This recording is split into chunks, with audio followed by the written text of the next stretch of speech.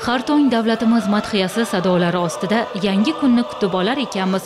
Ko'z oldimizda vatan manzaralari namoyon bo'ladi. Uning har bir chuqur ma'noga ega satri, mardonavor, sohir ohangi bizni sehrlab qo'yadi. Qalbimizda vatanimizdan faxrlanish, bugunimizdan shukronalik va ertamizga katta ishonch hissini oshiradi.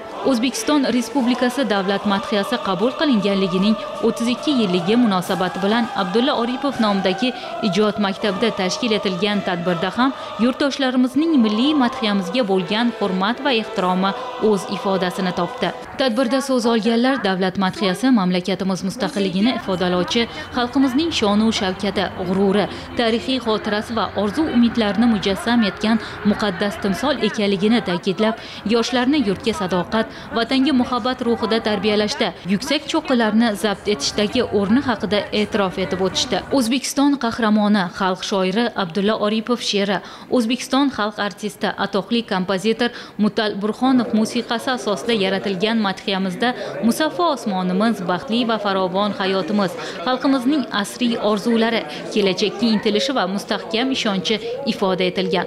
Yurt qo'shig'ining muallifi vohamizning atoqli farzandi ekanligi bizga hamisha g'urur bag'ishlaydi. Tadbir ishtirokchilari Abdulla Oripov muzeyi va u yerda saqlanayotgan eng qimmatli eksponat madhiyaning qo'lyozma nusxalari bilan tanishdilar. Davlat madhiyasining yaratilish tarixi haqida suhbatlar qurildi. Haqiqatdan ham madhiya kuylangan paytda insonning qalbida vatanparvarlik jo'sh uradida.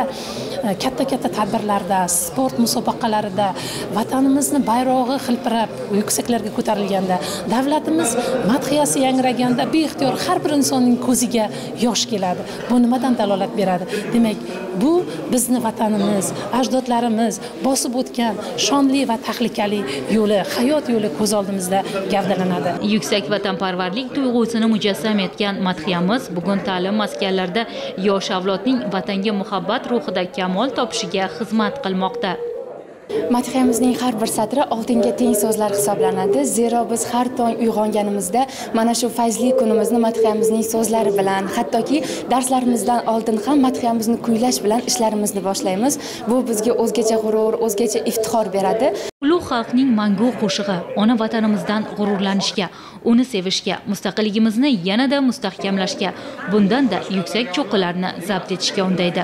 Istiqlolimizni, yurtimizning kuch-qudrati, xalqimizning aql zakovati, ajdodlarimizning shon shuhrati va avlodlarimizning yorug' kelajagini sharaflovchi bu tarona asrlar osha baralla yangrayveradi.